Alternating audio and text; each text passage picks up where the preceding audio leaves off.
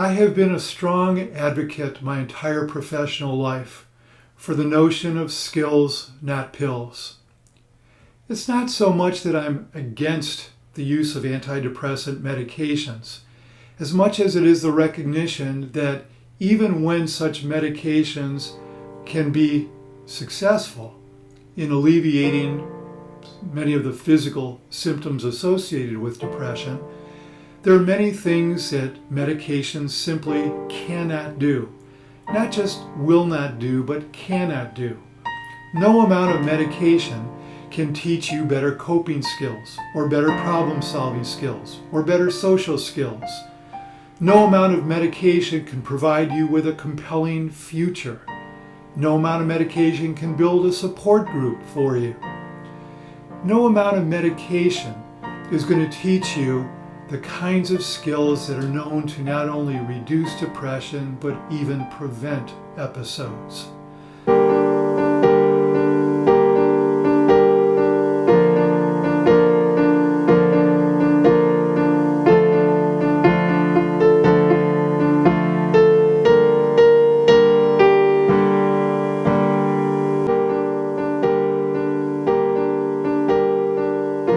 So how can we manage depression, reduce its impact, and recover from its control over us? What happens when we apply skills over pills? And so what are some of those skills?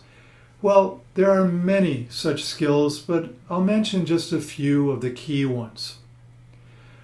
One of the risk factors for depression is how someone handles the ambiguous situations of life. You know, life doesn't come with an owner's manual telling us what to do and when to do it. So much of life is poorly defined. Should I take this job or should I take that job? Should I live here or should I live there? Should I date this person or not date this person? Should I go here on holiday or go there on holiday? There's no easy way to answer some of the most basic questions of life. That's what I mean when I say life is largely ambiguous. We have to make decisions very often in the face of uncertainty. And of course, your quality of life is a direct consequence of the kinds of decisions that you make. The problem comes, however, when people don't realize they're facing something ambiguous and they form an immediate opinion that goes beyond any questioning, beyond any reflection. People who jump to conclusions just to have a conclusion. And I often say that the problem that depressed people experience is that they think things and then they make the mistake of actually believing themselves. It's one of the most valuable skills that you can learn in life, how to reality test, how to go outside your thoughts, outside your beliefs long enough to examine whether there's really a legitimate, objective basis for thinking what you think or believing what you believe. The ability to recognize and tolerate ambiguity. Because there are so many questions that we face in life that simply can't be answered in any kind of objective way. But it helps to know, are we dealing with something that can be well defined and well researched and understood? Or is this something that it's going to be a matter of opinion, a matter of judgment? And clearly, some people's judgment is better than others. How do we gather as much information as we possibly can before we make an important decision in order to increase the likelihood of making decisions that we feel good about, not just in the short run, but in the long run? As I say, your quality of life is a product of the decisions that you make. There are many self-help solutions that you can apply to deal with depression in a healthy manner.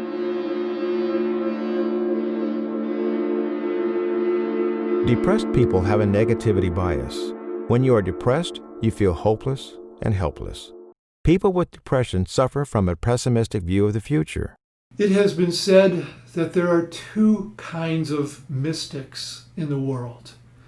There are the optimistics and the pessimists. Optimism is a statement of expectancy about the future. The idea that the future holds positive possibilities.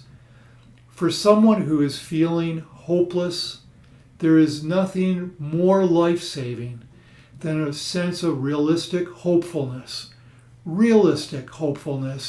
that things can change, that things can improve, that no matter how bad life might seem right now, no matter what kinds of adversity someone might have faced in the past, the future hasn't happened yet.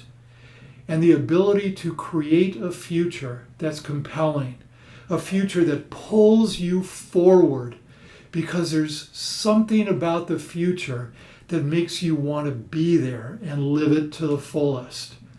The problem, of course, is when people use their past as the reference point, when they literally say things like, I'll never be happy in the future because of all these bad things that have happened in my past.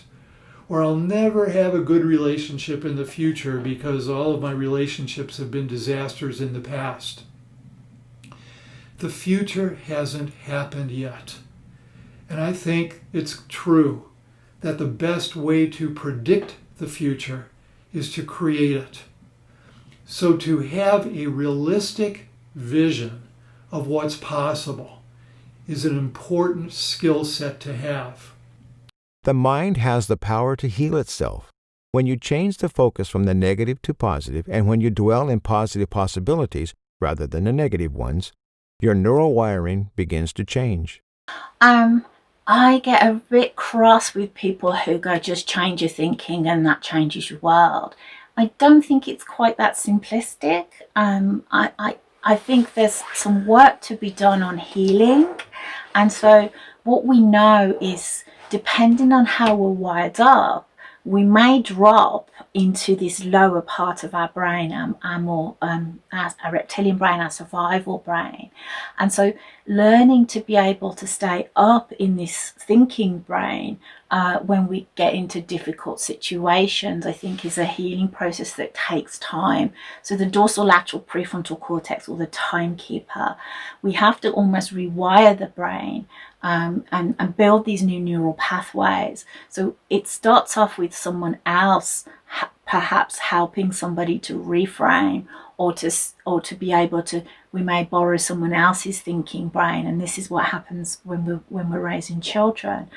If you've never been helped to stay out of overwhelm, and you've never been helped to be reassured or to soothe yourself, then those are the skills that we have to learn. So I think it's not just a thinking thing, it's a feeling thing, and it's a body thing. So being able to tolerate what's going on in your body, and to know that emotions are temporary and can pass in time, and sit with that, takes quite a lot of practice and work. And so people often perhaps want to avoid that, and so they can get stuck in this lower brain where everything's trauma is, I can't get out, it's overwhelming, I can't get out, and I can't see a past, a present, and a future. And so as we build new neural pathways and we learn to take care, we're able to pause, this all important pause, that allows us to respond rather than react. And that takes a lot of rewiring of the brain. So I don't think it's just as simple as change your thinking, change your thinking, change your behavior. There's a whole body in here that has to be managed, and so it can be quite a process. New studies in neuroplasticity suggest that if depressed people can develop a capacity for positive mental images and positive emotions, they can literally alter their brain. Lots of people are in this pursuit to find a good way to manage their thoughts and feelings. And yet, in my opinion, the real key to managing your thoughts and feelings is to have a deeper understanding of what thoughts and feelings are. What's their purpose in our lives? As you must know already from a scientific point of view, emotions don't just happen to us. They are not caused by some outside force or other people. They are chemicals produced by our brains. There's a part of our brain called hypothalamus, our internal factory of chemicals that our brain releases into the bloodstream, which then gets to every single cell of your body that has a receptor for it. So emotions are chemicals that our brain creates and sends to all our cells so that we can experience such emotion, okay? But what's their purpose? Why would our brain sometimes feed us with sadness and sometimes with joy? Or maybe more importantly, who tells our hypothalamus which emotion to create when, based on what it makes such decisions? Well, that's where the thoughts come in. You see, the way I see emotions today, I see them as a divine gift that's been given to us. I'm in the coaching and mentoring business, so I have a first-hand experience and know the real value of having a coach or a mentor in life. For someone to guide you along a tested and proven path, to get the fastest possible results, for example, right? So the purpose of our bodies having the capacity for emotions is that we can have a mentor in life that's always there, 24/7, always present, that gives us constant feedback about one of the most critical aspects of our lives, which is the quality of our thinking. In other words, your brain uses emotions to give you instant feedback to the quality of your thinking. We as human beings, we don't get to experience the quality of our lives directly. We can only experience the quality of our thinking, which makes our thinking so darn important. We are living in the feeling of our thinking. So for me, it's not about learning to manage your thoughts and emotions and somehow bypass or trick the system. It's about understanding how the system was designed and changing our relationship to our thoughts and emotions. There are many ways to trick the system and to get our hypothalamus to release endorphins, happiness hormones, and for us to feel better within seconds, really. For an example, if you'd get onto a trampoline, like kids do, or if you could even just simulate such experience of jumping up and down, within a minute of doing that, your state would change and you'd have a smile on your face. Have you ever seen a kid on a trampoline not happy? Try it out, see what happens. Or you could join the positive thinking movement and apply all of yourself to police your own head and ban the negative thoughts and insist on replacing them with positive ones. While this may be beneficial and instantly felt as an improvement in life, it does become super hard and rather draining, which is why most people struggle to keep at it. And while I have so many different ways of influencing my nervous system and causing instant change, all those approaches require conscious application and energy input, willingness to make such change, which is often experienced as hard work and effort. Add to that we get to be aware of only about 5% of our day consciously, which means that your thinking and feeling will vastly be on autopilot and continue to reinforce the old patterns effortlessly. It's super hard to make any real, lasting change that way. You see, the real issue with all those management approaches is that such change is short-lived and it never resolves the real issue, the root cause of the problem, which is whatever was causing the problematic thinking and state in the first place. What's needed is an update to the unconscious, to the 95% of your mind's conditioning, as only once we change these learned and inherited patterns, only then an easy and effortless change of thinking habits can happen. When it comes to managing your depression, at least my depression, separating thoughts and feelings is a must, because when I am able to take a step back and from an outside perspective look at my feelings, I then can make a response instead of reaction. When you make a reaction, it's normally in fight or flight or freeze mode. But when you make a response, that is an educated, thought-out action based upon the feelings that you just had. Mood shifting is a method to create positive feelings in your body by changing your focus. Other ways that I would help somebody manage depression are through the little things that we can do every day to try to shift our mood, right? We're trying to shift neural networks really into better places. So a terrible mood might overtake us, a depressed mood. And we can learn over time what are some actions that we can take to help ourselves. Sometimes just giving ourselves a day off, a mental health day, just to relax in bed, to take a load off, to read, to watch TV, to take a hot bath, to take a hot shower. These are things that I call state changers when one is in a bad mood, to try to shift the state.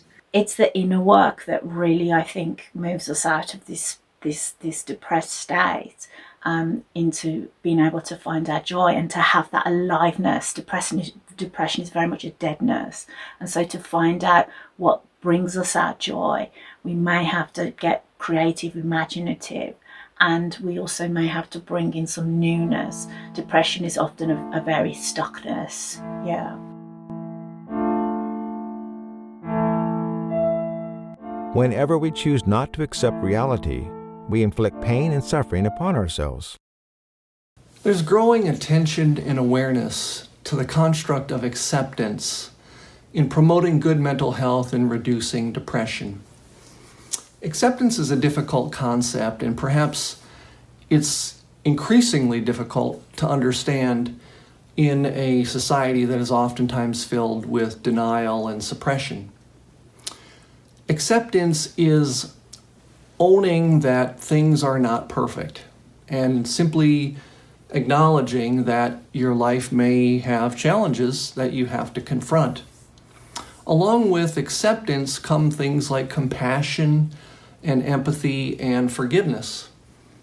That when we begin to see the pain that other people are experiencing and we feel moved or connected to them in some way, we feel compassion for that person. When we try to take someone else's perspective, we try to understand why it is that they might be acting or behaving in the ways that they are. That is a position of empathy. And when we forego the tendency to want to strike back and get revenge for times that we've been harmed, we are encountering a state of forgiveness. And all of these things provide a way of not avoiding conflict or trouble or pain in life, but simply allowing it to be experienced and then attempting to move forward through it in some positive way. And so often we think about the experience of acceptance, but then moving on through that phase into a growth phase where you might start to try to change in some way, try to strengthen your character in some way, and commit to a better life. When we have used this model, we have found that cancer patients who are struggling with depressive-like symptoms and distress as a result of their disease tend to do a little bit better. They engage in acceptance of wrongdoings. They try to look for benefits in their situation, and they commit to being the best possible person that they can be. Ignoring reality and resisting basic truths can create conflicts in your mind. Unconditional acceptance is a total surrender to let go of things you have no control over. It begins with self-acceptance of both your good and bad parts of yourself, and moves to the acceptance of the larger reality around you. Depression often zooms into your micro-world where you see loss, shame, guilt, and helplessness. But unconditional acceptance or radical acceptance let you zoom out and see the larger macro-world around you. When you zoom out of your suffering, you see the larger universe, and it makes you think that if your brain and loss have any relevance in the larger universe, where life and death, tragedy and triumphs occur simultaneously. Well, it's also a valuable skill to be able to distinguish between what is and what isn't controllable. So often, people retreat into helplessness, a sense that no amount of effort is going to make a difference, so why should I even try? If depression was a commercial product, its advertising slogan would be, why bother? Why bother to read the self-help books? Why bother to try exercises to build skills? Why bother to see a doctor and report my symptoms? Why bother? Well, giving up, retreating into helplessness, is such an unfortunate position to take because no one is truly helpless. Even when you can't change your circumstances, you are capable of changing your reaction to those circumstances. And that's important to appreciate. No one is truly helpless. But people jump to that conclusion that when I'm being hurt, there's nothing I can do about it, and then they give up prematurely. It's really important to be able to recognize where the control is in a given situation, whether it's being able to influence the circumstances in some way and change the external environment in some way that is more rewarding for you, or if that's not possible, being able to do something to change within yourself, the ability to change your viewpoint about what's going on. And at least that way you don't take it personally and feel like a personal failure anymore. That's important in being able to recognize where the control is in a given circumstance. When you accept reality, you perceive every pain as a teacher and guide. As Benjamin Franklin once said, that which hurts also instructs. Improve your ability to cope with your inner reality and the reality around you. Life presents us with episodes of heartaches to everyone. We make our suffering worse when we go to war with reality. And if we can accept, if we can cultivate unconditional acceptance, then we can ride the waves of life. They will knock us over sometimes, and if we can learn to surf with them, we will be fine. So how do we do that? One way is by cultivating what's called witness consciousness, or that super awareness, that seer, S-E-E-R. And how we do that is through our practice, our meditation, our pranayama. We get distance from life and its roller coaster, so we can respond rather than react. There are human conditions we have no control over, like death of a loved one, terminal illness, and failures. Instead of resisting hard facts, accept them and transcend them. Both Rumi, the mystic poet in the Sufi tradition, and Leonard Cohen, the Canadian singer-songwriter, talk about the wounded places, the bandaged places, those places where we've suffered, as being those places that allow the light to shine through. So welcome your wounds. They are what will heal you. And we do that through cultivating the witness, the ability to stand back and welcome what's arising with lessened reactivity and more responsiveness. There will be tears. There will be misery. There will be unavoidable circumstances and legitimate sufferings. Carl Gustav Jung said it perfectly. The foundation of all mental illness is the unwillingness to experience legitimate suffering. We also live in a kind of modern world where we have the kind of happiness movement. Let's always be happy. We should strive for happiness. And that has been shown to say to many people to say that actually it hurts us, it harms us, because it's not normal. It's not natural for us to be happy all the time. If we have no experience of sadness or of different emotions, then how can we know what happiness is? And I think there's a kind of focus that we're just like, this is how we should be. We live in a culture that wants to pathologize any kind of human suffering, to make it a problem, a disease, an emergency to suppress and silence it. We look at human suffering and unpleasant emotions as psychiatric challenges that need to be fixed with the paradigm of better living through chemistry. I suppose my view in society is, look, the way that people manage and deal with difficult emotions. There are some people who just numb themselves out. They're kind of flatlining. There are some people who kind of just go to the extremes, so they're up and down, and there's kind of no kind of stability. And I think my view is, in terms of especially the world of emotional fitness, is that a good kind of way of being with all emotions is to let them flow. So we're looking something like this. We're flowing, we're going up and down, we're going to be moving into sadness, disappointment, then we're going to go into happiness and into joy. So there's a movement. Emotions need to flow. Pain, suffering, and loss are human realities that you can't escape. Robert Frost once said in a poem, "The best way out is through." It's normal to feel the pain, and the way through pain is to feel it, rather than hide from it or resisting it or numbing it through the drugs and alcohol. I think the majority of medicine-based solutions are 100% against our nature and cause more damage than good in the long run.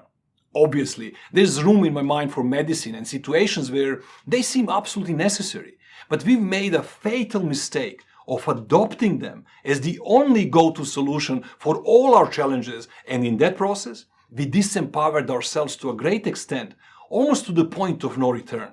One of the wisest pieces of advice I ever came across was that we shouldn't waste our energy and dwell on the things that we cannot control, but invest ourselves fully onto the things that we can.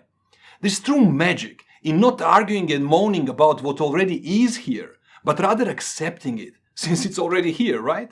And then simply applying ourselves onto creating what we'd rather have. There's also a lot of talk about accepting all of ourselves, with all of our imperfections, with our perceived deficits and limitations, mood changes and whatnot, and being okay with it all as a part of our nature. And while that may be the challenge for many, the real challenge that most people are having is accepting themselves with all the power that they also have. In fact, it's been said that our biggest fear is not that we are inadequate or small, but that we are powerful beyond measure. Now, that's a real challenge accepting for most people out there. But if they did, they'd be okay looking for solutions within themselves. They'd approach everything in their lives not from the point of an observer and the receiving end, from the effect side of life, but they would approach everything from the point of a creator, as if they were fully responsible for their own results and had all the power within themselves to change and create their preferred reality. Therefore, accepting that we are indeed experiencing the idea of depression at that moment can be totally healing and create the needed room to let it go. Understanding the nature of thought and its role in our experience of reality instantly sets you free not to take thoughts too seriously and thus be way less affected by the very same thought. You see, a dark thought is just a thought. But if it gets you triggered and activated, if you give it much importance, you get emotionally entangled and it has the power to drag you down that negative spiral so easily.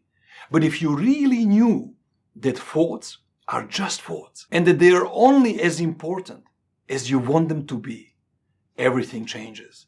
Life becomes easier and more fun. It becomes sweeter as you become free to let your emotions help you navigate through life. After all, the moment you have a thought that is not aligned with who you are, a thought that limits you in some ways, your loving brain instantly releases a negative, heavy emotion, trying to guide you through life, mentoring you 24/7 on what thoughts are useful to you and which ones are not. So stop buying into the emotion happening to you as if it was some ever-powerful outside force and see them for what they are. Your dearest friend, a teacher, real-time feedback to the quality of your thinking. So start using them as such, and next time you have a heavy emotion, the moment you notice it, thank your loving mind for caring enough about you to give you a warning that you are off the course right now, as it's only trying to inform you about the quality of your thinking at this moment. So if you're going to go for a total acceptance, well, there is value in accepting that life happens with or without you, so that you can surrender to its flow. There's also value in accepting yourself with all that you are, which includes our own power to create your preferred reality at will. In fact, in my opinion, what people with depressing thoughts need more is that hope that gets created through such feelings of empowerment.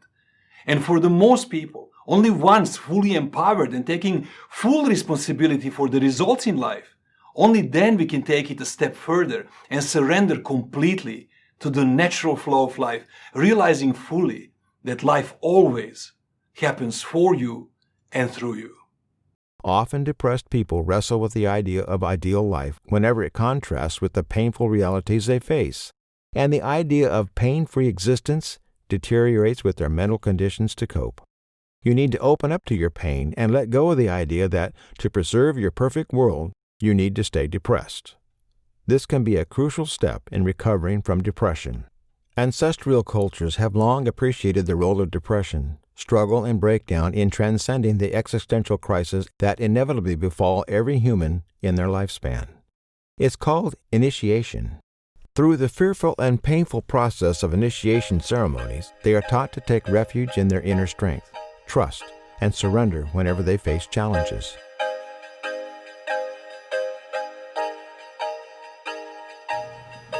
Well, the ability to see things from multiple perspectives is another valuable skill to have. When I said earlier that people think things and then make the mistake of believing themselves, it's as if they only go so far in their thinking and then they stop. Somebody wise once said cynically that a conclusion is what you reach when you're tired of thinking. There's an element of truth to that. And the ability to generate multiple perspectives about the meaning of some event. Somebody doesn't return your phone call. What does that mean? Well, it could mean that they never got the message. It could mean that they're too depressed themselves to call you. It could mean that somebody else took the message and forgot to give it to them. It could mean that they went out of town unexpectedly. It could mean that they took the message and then forgot to call. It could mean that they didn't get the message until it was too late to call you back. It could mean a lot of things. But if you jump to the one hurtful conclusion, they don't care enough about me to call me, then you're going to feel hurt, and you reach the conclusion that there's no legitimate basis for reaching that conclusion without evidence. It really helps to be able to generate multiple perspectives in order to then be able to ask yourself, is there any evidence for any one of these perspectives? And when there isn't any evidence, it's one of the greatest skills in life to have, to be able to say, I don't know. Rather than jumping to a conclusion that isn't justified, it really is the wiser choice to be able to acknowledge that you just don't know.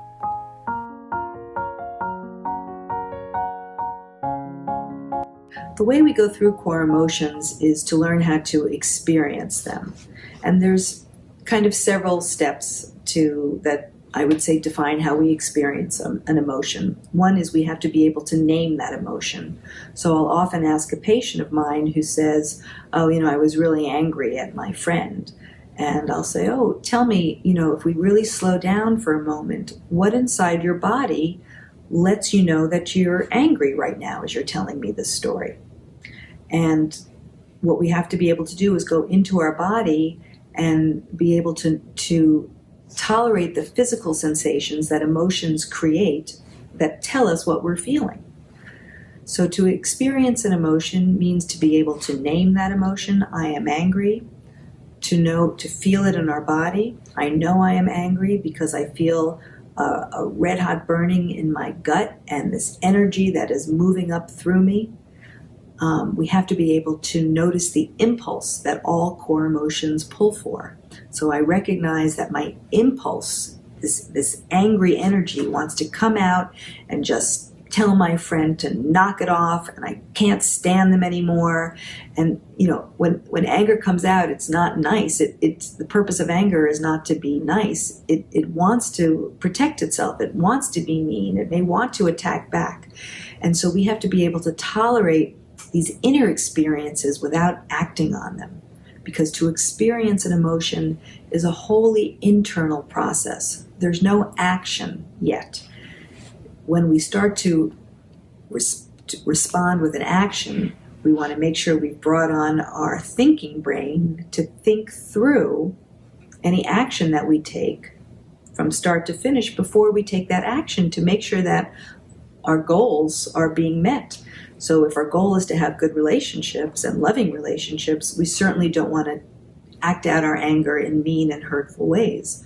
But we do want to help ourselves process that emotion by being aware of the impulse and even allowing ourselves to imagine what we want to say to somebody without actually saying it in real life. And using fantasy is one way that I help people process emotions. Another way that we can experience an emotion is just to stay purely with the physical experience of that emotion. So for example, I will kind of have a mindful stance on my angry energy. As I breathe through it, just noticing the pure physical sensation. I'll drop the storyline and I'll even drop the idea that I'm angry. I'll just be with that physical energy and breathe through it until it dissipates, which it often does. Or if we take the example of sadness, sometimes people come in and they'll tell me that they've experienced many losses, but they can't cry. And I help them get reacquainted with their sadness. And in doing so, when we find it in the body, if someone just stays with their sadness, like a heaviness in the chest, and just for maybe 20 seconds, just focuses on that heaviness in their chest, breathing deeply. And if emotions have been blocked for a long time, sometimes we really have to breathe very deeply to sort of let the emotion move. It's using the breath a lot, which helps emotions move. But if you stay with the physical experience, you'll start to feel it rise up. Often it will get stuck, if we're talking about sadness, in a lump in the throat. Then I have somebody just stay with that experience, the visceral experience of a lump in the throat, breathing nice and deeply, which lowers the constriction and allows the tears to flow finally. So there are many creative ways to help people and to learn how to experience an emotion for yourself, but it takes the emotion education, which I share, and it's not always depression, and the change triangle writings.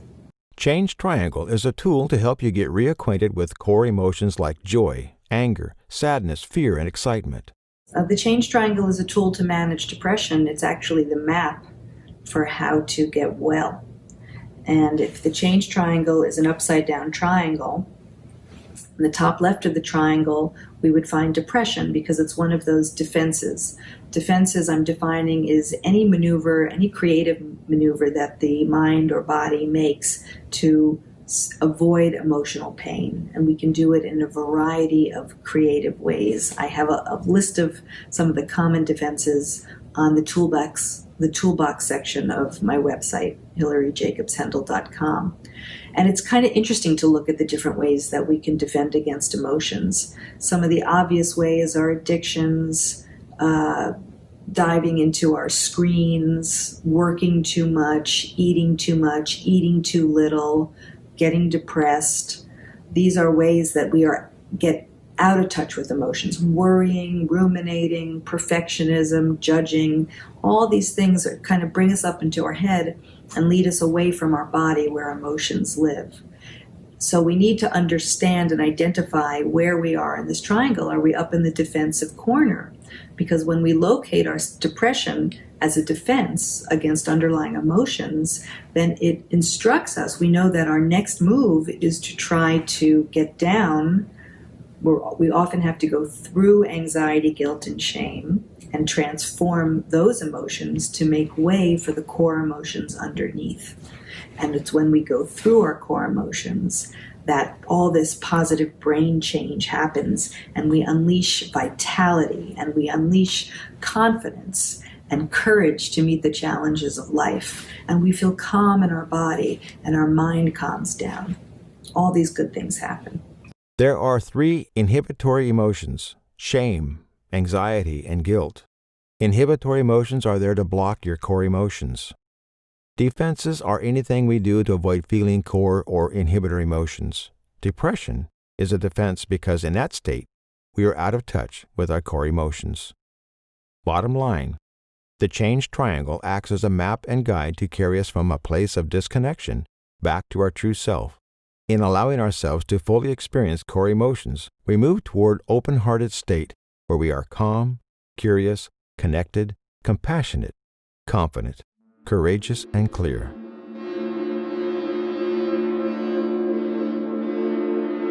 One key habit you need to develop to overcome depression is to move your body.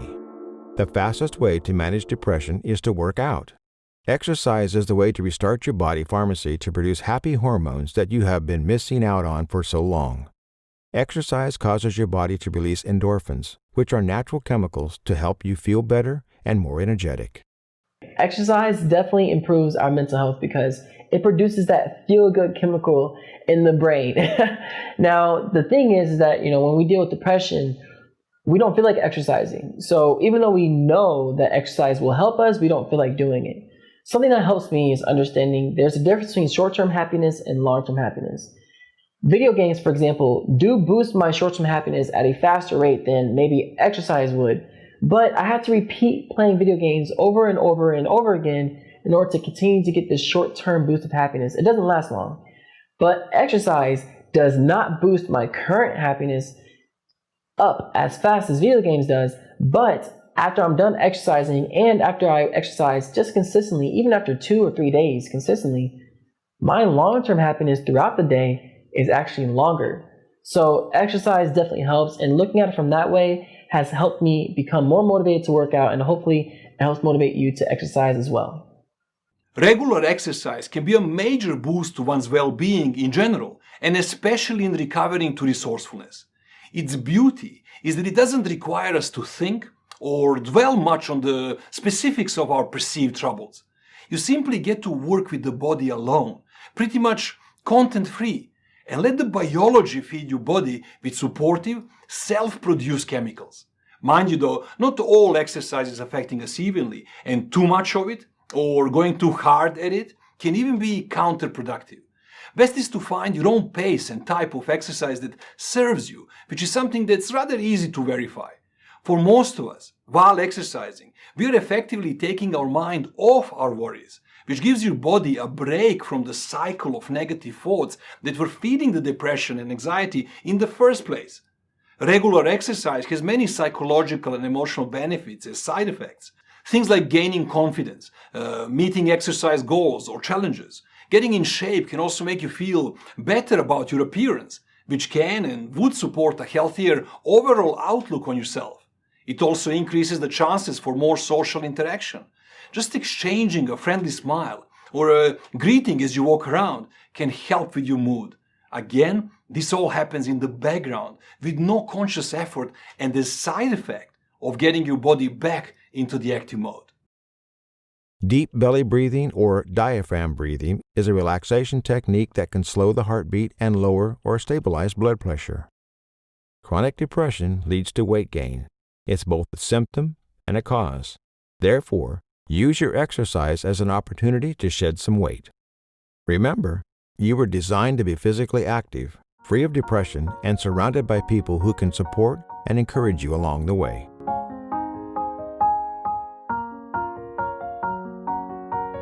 I was once severely depressed and on medication for many years and in psychotherapy. And I began a daily yoga practice long before there was any information about yoga as being a good adjunct treatment for depression. And I started feeling better and better and better. And I was slowly, after maybe 9 months of daily practice, slowly able, with supervision of my prescribing psychiatrist, to titrate off the medication. And yoga has been my medicine daily ever since. So without a practice, it's very difficult to manage thoughts and feelings that lead to rumination when we're depressed.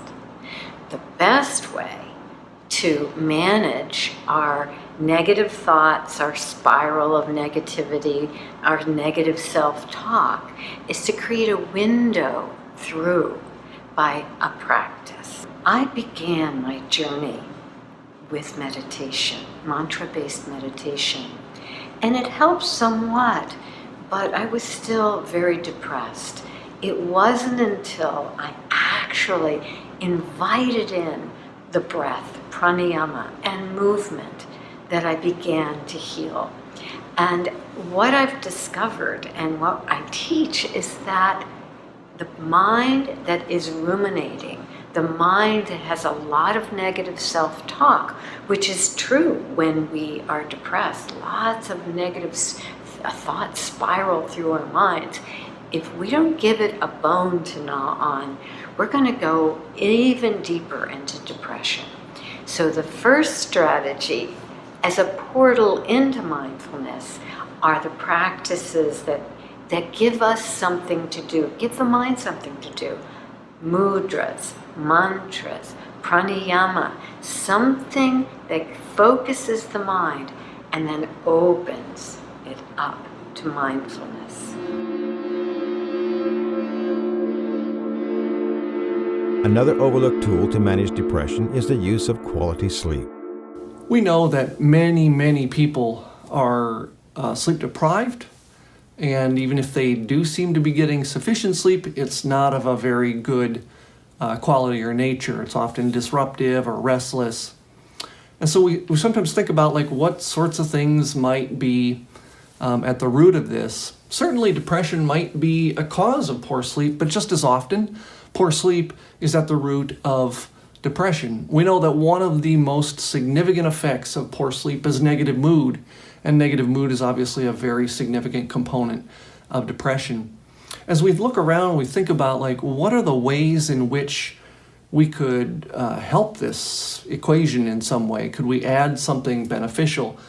One of the things that we stumbled onto is the notion of forgiveness. Sometimes you might decide to go to sleep and you're ready for a good night's rest, and as soon as you lay your head on the pillow, you find that your mind has got all kinds of other plans and thoughts about the day and the next day and the next week are swirling around in your head. You're ruminating on things that may have happened in the past 24 hours. You're anxious about things that are going to happen in the next 24 hours. And it really creates a challenge for getting to sleep, staying asleep, and getting good quality sleep. So what we decided to do was to look at the role of forgiveness in sleep, and further to understand how that might contribute to better mental health and overall well-being. So what we did is we looked at self-forgiveness and we looked at others' forgiveness. In both cases, we found that forgiving yourself and forgiving others was related to better sleep, and that in turn, people who were sleeping better were also experiencing better overall well-being, better mental health, better quality of life. I think that's very important because too often we feel like our sleep quality and the amount of sleep that we get is really something that we have no control over. And in fact, we do have some control over that if we can put the past day's anxieties and the next day's worries aside. Forgiveness might be one way in which we're able to offer a small key to solving that problem and unlocking the all too elusive good night's sleep. Disrupted sleep is both a cause and a symptom of depression. 80% of depressed patients experience some form of sleep disturbance. While some have trouble drifting off at night, most have even greater difficulty staying asleep.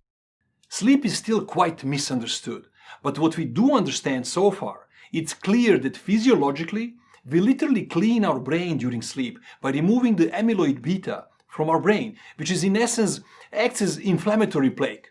In fact, each of our organs goes through a cleansing cycle, and we restore much of the damage that has taken place in our body from the activities in our day. We also understand that during sleep, we tend to process our lives through our dreams.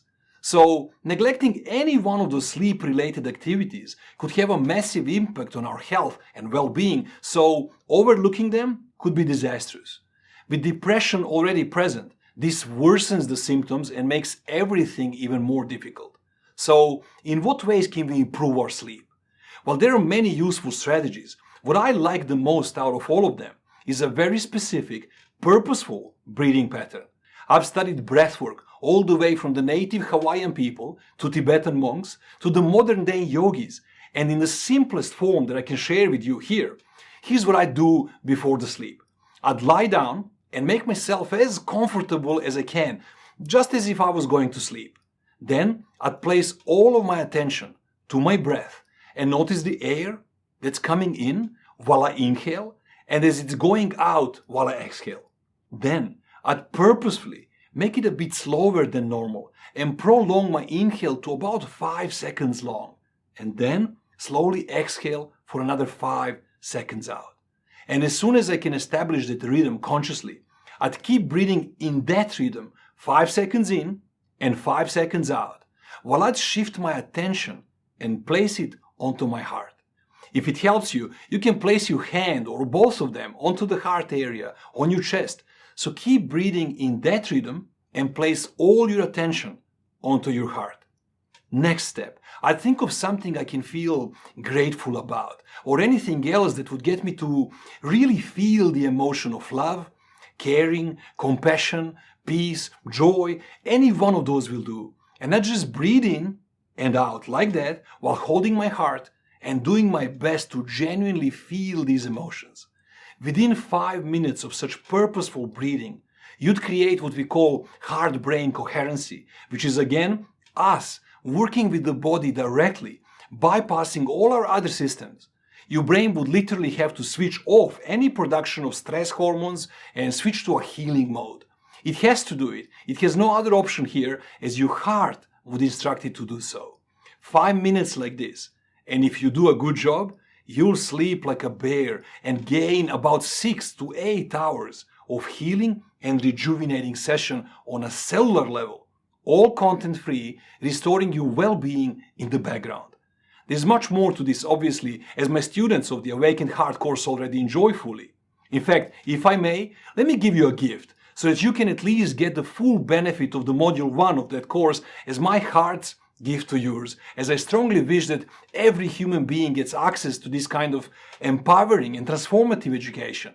Just go to rcimic.com/AHM1gift and you can get it absolutely for free. According to the best research, most adults need about 8 hours of sleep each night for optimal physical and emotional well-being. Sleep is essential to rest and repair the body. So how do we improve our sleep quality? I personally believe in relaxing for an hour before bed.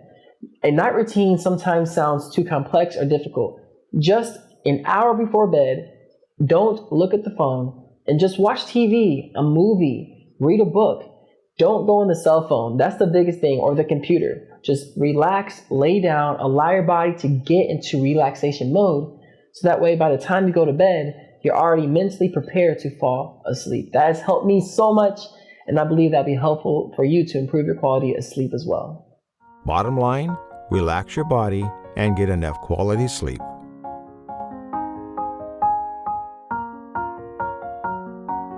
Just like how sleep is important for both body and mind, eating right is also paramount to overcome depression. Food is not just fuel.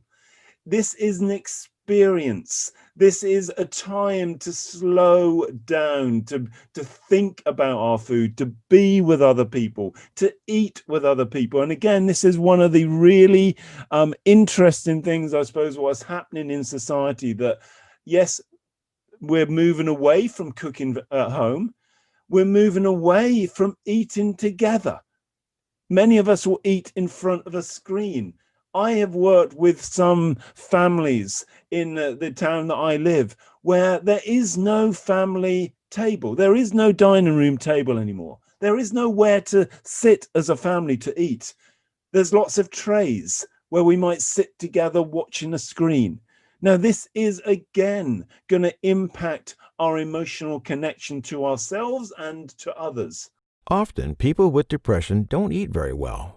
They tend to snack on junk foods that are high in carbohydrates or fat and tend to be less enthusiastic about cooking healthy foods. The correlation between depression and inflammation in the brain is quite high.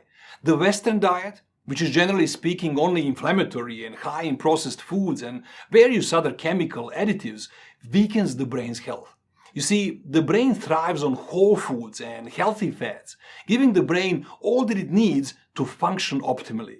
The 4 types of food to cut out are processed foods, sugar, dairy, and wheat. I believe that a holistic approach is needed no matter what we do, as everything is indeed connected, and one aspect of life affects another. When you put junk thoughts in your mind, you are negatively affecting every cell of your body on its physical plane. And in the same sense, when you put junk food in your mouth, you'll experience the same negative effects on the level of your mind. So if you want a better chance to overcome depression, you ought to be mindful about the quality of the food that you eat, as it does make it far easier for your mind to cope with the daily activities and become even more resourceful in return, supporting your energy levels and having a clearer mind and better quality of thinking.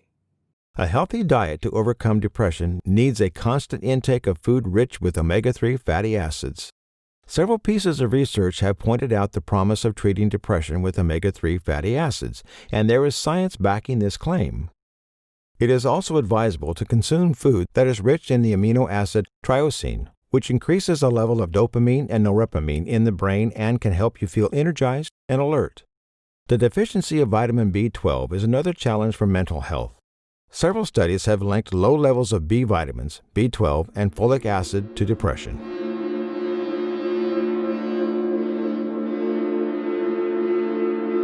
Another key ingredient that acts as both symptom and causes for depression is the absence of well-bound relationships. We are social beings that longs for connection and a sense of belonging. People who lack a supportive social network face an increased risk of becoming depressed. And people who are depressed tend to isolate themselves and stop themselves from reaching out and connecting with others. And depression really, I think, is a loss of connection to yourself and a loss of sometimes connection to the world we're in. And we tend to close down, we feel numb, and what we tend to do is isolate rather than reach out. So sometimes finding your joy again is probably about being able to be relationally connected to other people and be able to process the big emotions that we're numbing from. A polling on study of social isolation in America reveals that 1 in 4 Americans have no one they feel they can confide in. When people have been depressed for a while, they tend to lose friends because they reach out less frequently to them. One of the fastest ways to get out of a depression mindset is to get out and connect with people who care about you. Humans are primarily social creatures, and we are quite vulnerable when isolated. Creating meaningful interactions and productive relationships is at the core of our experience as humans. Now, certain people are more affected by feeling isolated, but most certainly, people who have destructive internal self-talk are even more vulnerable. It's mostly through interaction with other people that we can process positive as well as negative things that occur in our lives. And if we don't have the social network and don't have the support, then even relatively simple challenges can become even more complicated. Now, I'm not saying that we cannot thrive on our own or without a supporting network of friends.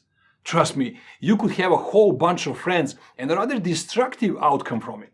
So the key is not in quantity, but in the quality of those relationships. Having one good quality friend can be way more valuable than having a dozen of half friends. I'll go as far as saying that I'd rather be alone than having those half friends, as I'd still be better off. In reality, having fewer but good quality relationships is actually even easier to maintain, as you'd have the time for your friends and you could be even more present with them, and vice versa. I know this beautiful saying that when 2 minds come together, the third mind emerges. And I find that something magical happens whenever we are in the presence of another human being that genuinely cares for us and gives us the gift of their presence. We live in a world that's increasingly lonely.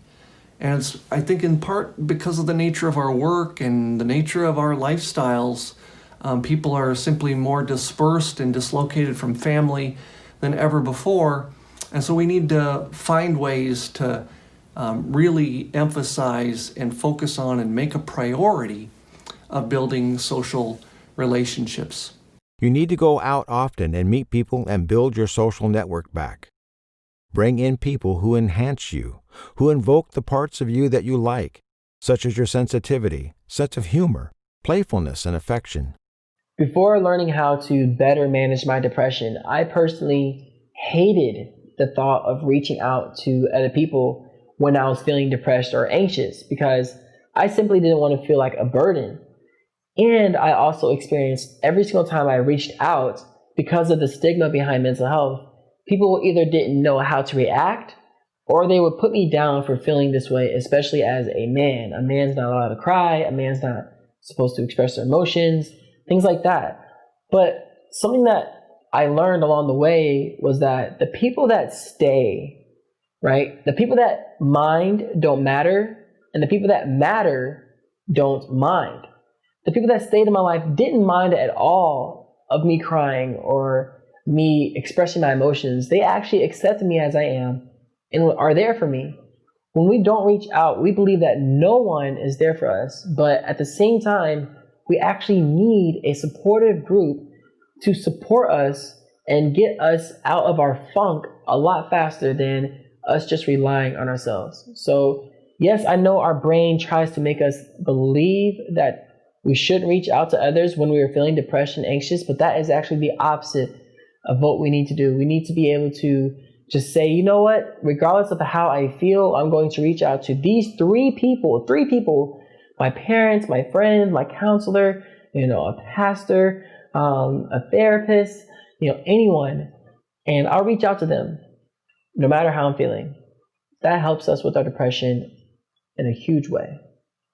Well, the global pandemic has now given us a whole new perspective that reinforces exactly what I've been saying all along. The global pandemic has highlighted to us how much we rely on our relationships for our own mental health, how important relationships are to feeling good, positive relationships, healthy relationships. But in the pandemic, we've been encouraged to be socially isolating, physically distant, and you see the distances that people have gone to try and connect with other people, sneaking out of their homes in order to go be with people, going into large groups of people just to be social and have a good time because it's so important to them to feel good in that way.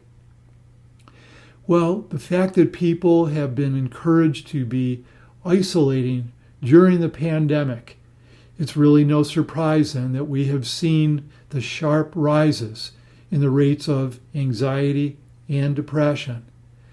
And it's important to note that both anxiety and depression are related. Most of the time, diagnostically, anxiety and depression are found together. So this pandemic has given us a whole new view of just how important our social relationships really are to keeping us mentally and emotionally healthy, once again reinforcing the idea depression is contagious and it is far more a social problem than a medical one. We're relational creatures, so I think one big thing to say is we weren't designed to do life on our own. We were designed to be supported by other people. We were designed to, that the biggest buffer for life's shit is that we don't have to hold it on our own, that we can reach out and that we can be supported by other people around us. I know in my darkest times, I haven't wanted to get out of bed, and it's taken a friend to come and bang on the door and check, that I'm still in there. If I have to break this door down, I'll come in and get you. We can be that resistant or that shut down. So sometimes we may need the support of other people. So I think it's a noticing what's going on in ourselves and building those strategies to help ourselves as much as possible. And then sometimes we may also need somebody else to help us. Sometimes all we need is human touch. The practice of therapeutic hugs can't be underrated for treating depression. Recent studies have found that the simple act of hugging can help people who suffer from stress, depression, anxiety, and loneliness. Having a pet is also a good idea, but not a substitute for people. Pets have almost a magical ability to increase our sense of well-being through their affectionate physical contact. which lowers stress hormones and boosts the activity of feel-good brain chemicals like oxytocin, prolactin, and serotonin. So, what are you waiting for? Take your pet out, go for a walk, and get some fresh air and sunshine.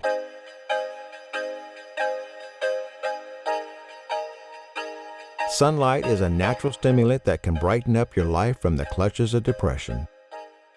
Studies prove that on average, depressed patients have perilously low levels of vitamin D. National Institute of Health has recently added a recommendation of 10 to 15 minutes of sun exposure periodically as a way people can avoid vitamin D deficiency. Vitamins and depression go hand in hand. The healthier vitamins you put into your body, the healthier your mental health becomes. Because, for example, when we don't get vitamin D, and vitamin D is something that we get from the sun, if you've experienced long winters or long storms and you don't feel the sun for days upon end or weeks, we become like depressed, seasonal depression. And I've personally experienced that myself. So vitamins are an essential part of just not even for our mental health, but our physical health as well, but definitely for our mental health. For most people suffering from depression, 30 minutes of light exposure each day is all it takes to provide an antidepressant effect. People with depression tend to like confined spaces, and they seldom go out and get some sunlight. To overcome anything, you need to make some serious changes in routine or habits in life. The fact is that human beings were never designed for the poorly nourished, sedentary, indoor, sleep-deprived, socially isolated, frenzied pace of 21st century life.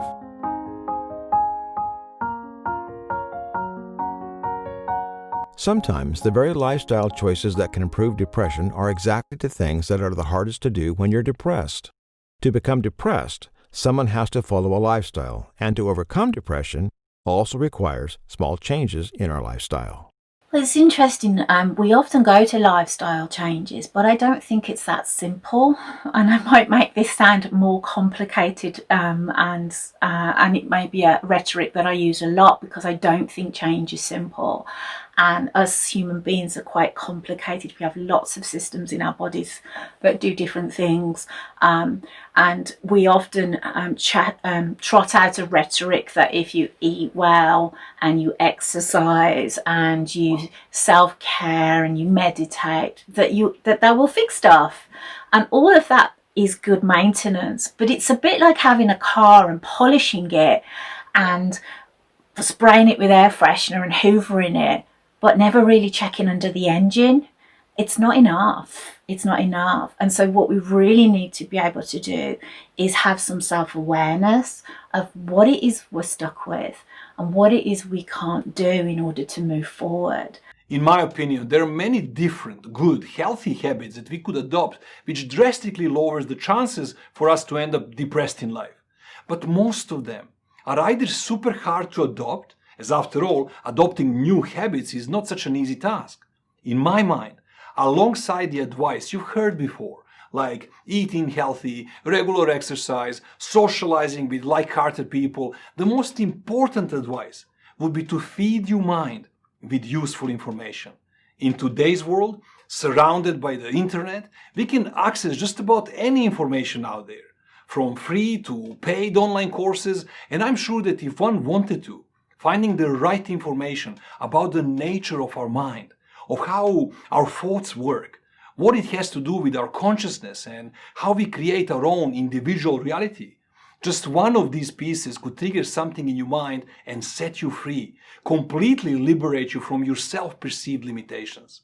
Of course, having a coach that can take you through the proven and tested processes that specifically takes you from where you're at to the complete freedom of mind and has you totally emotionally reset back to your default setting makes things way faster and easier, naturally. With the right kind of a coach, you can swap years of therapy for mere hours of coaching, literally. As I said, we now have the information and skill set that changes everything. What's required is for people to wake up to what's possible for us and raise their hand. Think of it this way. Whatever habits you had that created the depression is not who you really are. We are not our results in life. We are not our behaviors. We are not our emotional states. We are also not our habitual programs. We are not our attitudes nor our beliefs. We are not our memories of the past, nor the events that happened to us. We are so much more than all of that.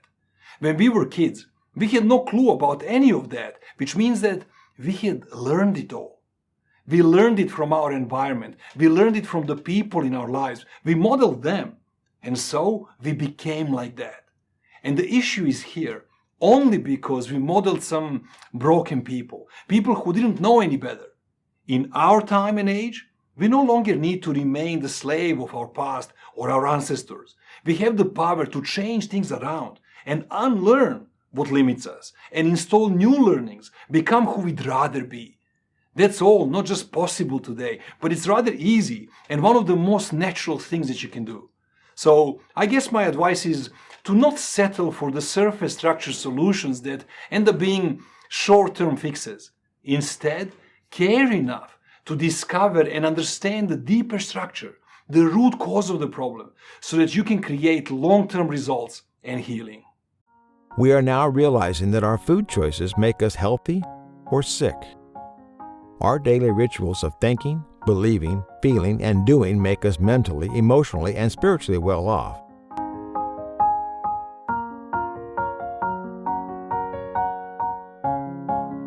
When I think of life skills, I think of actions that I should be taking on a consistent or repetitive basis so that way I can improve my mental health over time. Now that is needed and that is true. It takes action to bring about change in our life. But I personally believe that mindset is even more important because if we don't go in with the right mindset, then we never get to taking action in the first place.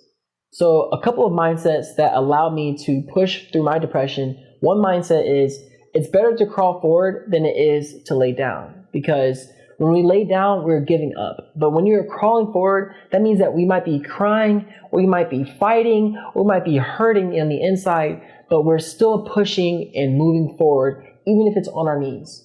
And then another mindset that always allows me to keep going is I can do it. Now that's okay, that seems so normal, but no, I can do it because as long as I'm breathing, I still have a purpose. As long as I'm still breathing, I still have a reason why I'm here, and I still have a reason why I have to keep on fighting. So yes, life skills are very important. Take action. That's the only thing that brings about change. But those two mindsets, work on your mindset. That is going to help you push through every mental battle easier and easier over time. So it keeps getting easier and you keep becoming happier. There are many life skills that we can use to manage depression. And the reason I'm so passionate about sharing emotion education is because I think that is the number one skill. That for me, when I learned about emotions, and I learned that I couldn't control emotions because they're triggered in a part of the brain that's not under conscious control, and after they're triggered, they affect the lower brain and the body, because the purpose of these special category of emotions called core emotions is really to help us. They're a compass for living. And what I mean by that is if something in the environment scares us and is threatening, the core emotion of fear is triggered in the middle of the brain, then it affects my lower brain, which stimulates my vagus nerve, which stimulates all the organs in my body to get me ready to run to safety. So that's the purpose of core emotions. Sadness is a core emotion that we have that tells us that we care about something and someone that we have loved and who's lost. So sadness arises when there's loss. And if we didn't have sadness, we really wouldn't have love, which helps us connect. Because above all, humans are connected creatures and we're all wired to connect to each other. Another example of a core emotion is anger, right? When we are attacked in some way, whether it's physically or emotionally. And I mean just in everyday life, if our parent called us stupid, that's an attack on ourself and it's going to evoke anger. But if there's no place in our family to express anger, to say, you know what, I don't like you calling me stupid. And in fact, maybe a response to that angry emotion in our families was for our parent to just leave the room and abandon us, or to retaliate with more mean words, or even worse, physical abuse of some kind, those emotions get buried. And we need to learn how emotions work in the mind and body so that we have the tools and the knowledge to help our depression. I'm sometimes asked, like, what sorts of life skills should I develop or practice so that I can prevent depression from occurring? That's a really good question, and I think the answer to that is do whatever you can to limit your stress. Now, for some people, that might be something as simple as doing regular meditation. Mindfulness meditation has become very popular in recent years and can be very effective for fighting the stress response and encouraging what we call the relaxation response. For other people that may be affiliated with faith traditions, it might be something like a consistent prayer life or fostering spirituality. That can be very helpful. For others, it might be the case that you want to practice and hone your skills in stress relaxation training. Lots of different things that could be possible here, but things like deep breathing, things like guided imagery, maybe there's a progressive muscle relaxation technique that you find very useful or helpful to you. Whatever it is that helps you deal with life's stresses will be something that helps you in maintaining good mental health and preventing things like depression from occurring. There are lots of life skills. I think the two biggies for me maybe are expectations, managing our expectations of the world. Shit happens. We get upset. We feel low. We feel the loss of people or situations. So grief is a normal emotion. Often people have a sense that they should be able to cruise through life without feeling anything, and that's not reality. It's kind of a warped sense of reality that we kind of get fed to us, that, you know, coping is messy, it's crying, it might be eating a packet of digestives until you kind of write yourself way up. So we're often looking for perfection that doesn't exist. So managing your expectations of the world, that shit happens and it's not always your fault. That I'm not, the narrative that I'm unlucky and bad things always happen to me suggests a poor relationship with self. Whereas, and the other one is that life is sometimes disappointing. People let us down. We can't always have what we want, and it's not perfect. And so sometimes there's we have to kind of, almost change the reality that some people, or the expectations people have of life. It's like we've medicalized everything that is human struggles into disorders. And actually, are we disordered, or is it a sane response to what we've lived through and how our body is wired up? And so even the term mental illness doesn't sit well with me. I think sometimes we're weller and sometimes we're not so well, depending what's going on in our worlds. There are a few core skills that allow us to manage depression. And the first one is always a mindset for me. We need to understand that depression is not a thing. We use that label as if it was a noun, as if it was a thing. And it sets our mind into an impossible path when it comes to finding a solution for it, or even relating to it. In language, we call this nominalization. We turn a process into a thing, and then we relate to it as if it was a physical object. An object that we can treat, destroy, get rid of, and then naturally we look for the solutions for it outside of ourselves.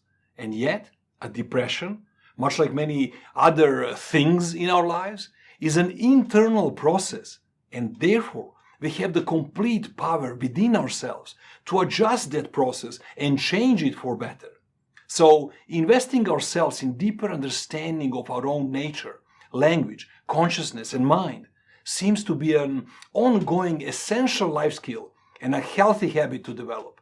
Then we also have relationship skills, which can help us create and have meaningful and productive relationships. This would reduce the likelihood of becoming or feeling isolated, and relationships give us access to various other resources. Those resources allow us to deal with the everyday challenges in our lives in a much better way.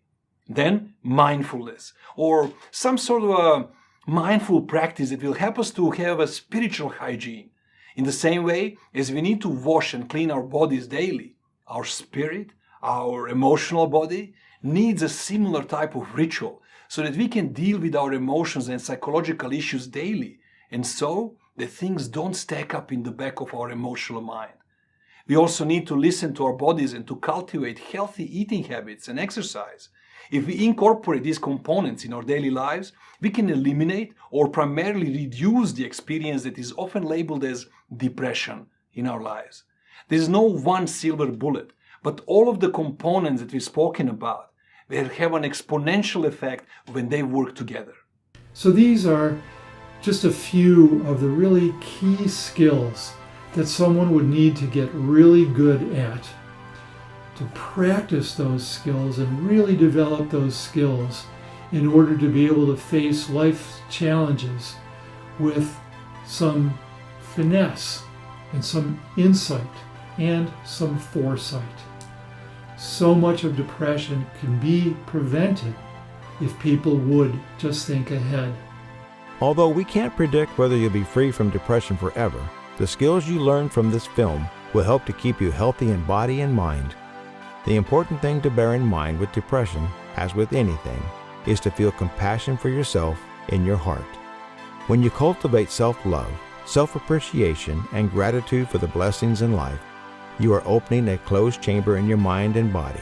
Instead of opening the Pandora's box, open the inner treasures that can give you abundant joy and happiness.